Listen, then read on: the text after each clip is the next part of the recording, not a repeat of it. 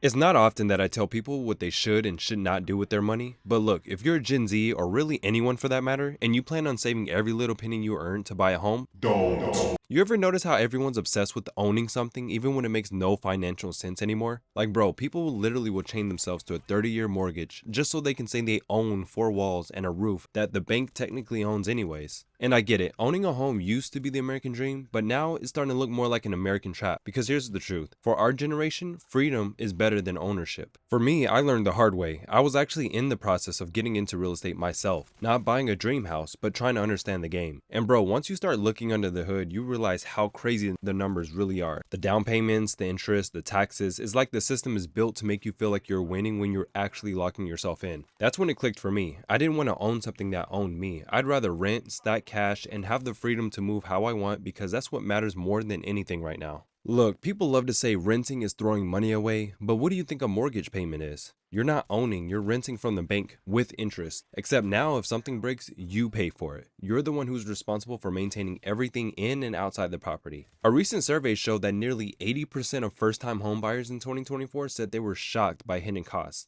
maintenance, taxes, insurance, whatever. And those costs, they've risen 20 to 30% since 2020 alone. So that $2,000 mortgage you think you'll be paying, it's really $3,000 after everything else. Meanwhile, people who can rent, pack up, move cities, start fresh, or chase opportunities without needing to sell a house, pay agents, and get hit with all sorts of closing costs and unexpected fees that you probably weren't even aware of. That's not throwing money away, that's buying flexibility, and flexibility is the new wealth. Here's what's wild, the entire system shifted, but the old advice didn't. Our parents were told, go to school, get a job, buy a house, retire safe. But that formula doesn't apply to a generation paying $450,000 for the average starter home and 8% mortgage rates. You used to be able to buy a home at 3 times your income. Now it's 7 to 10 times more. So when people say just work harder, bro, no amount of budgeting makes that math work. And the funniest part is, a lot of homeowners aren't even free themselves. They're house poor, trapped in debt, can't move, can't pivot, can't take risks. But hey, they own, right? I feel like this is a point that needs to be talked about more from the people who are in that situation.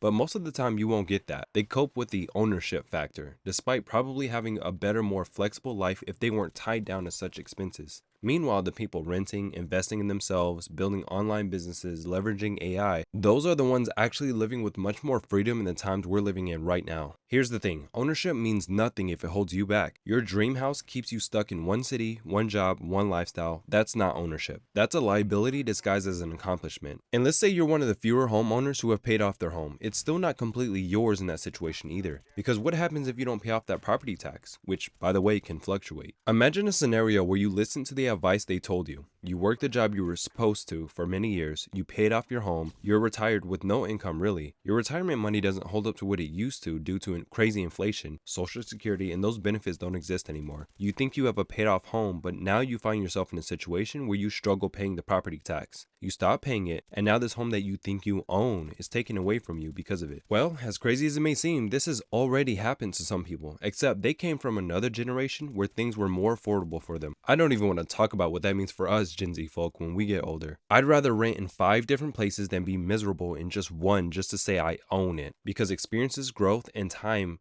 those are things you can't refinance. And honestly, the internet changed the entire game with this one. We're not tied to one place anymore. You can work remotely, earn in US dollars, and live somewhere where your dollar goes 3 times further. That outdated advice people give is a trap in these modern times. It simply doesn't work the same. Why lock yourself into debt when you could be living more, learning faster, and building leverage? And let's be real, for most people, a mortgage is not an investment, it's an anchor. You don't get rich from your house appreciating, you get rich from what you do with your income while you have flexibility. If you're renting but stacking skills, saving money, investing in your business, or creating content, you're probably making smarter financial moves than someone who bought a house and can't afford to maintain it. Plus, the creator economy alone is projected to hit 500 billion by 2027. That means there's more opportunity right now to make online income than ever before in history. So, yeah, if freedom gives you the space to create, renting wins every single time. And don't even get me started on the pressure, because people love flexing like owning equals making it. Meanwhile, they're one layoff or one HVAC repair from financial panic.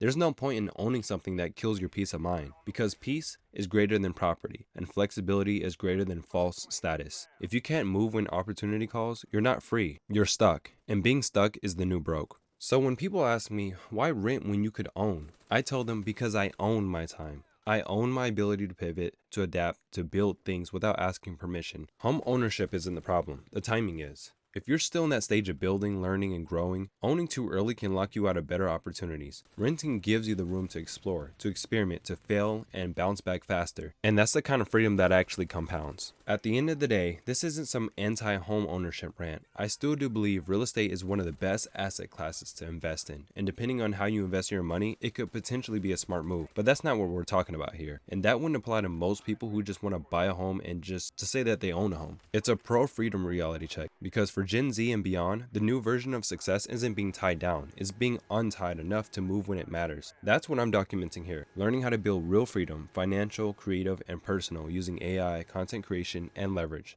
So if you're someone chasing that kind of life, not the white picket fence, but that freedom lifestyle, stick around. Be sure to subscribe. I'll be dropping videos 2 to 3 times a week, and tell me in the comments what's your favorite Call of Duty, if any. I appreciate each and every one of you, especially if you've gotten this far in the video, and I'll see you in the next one.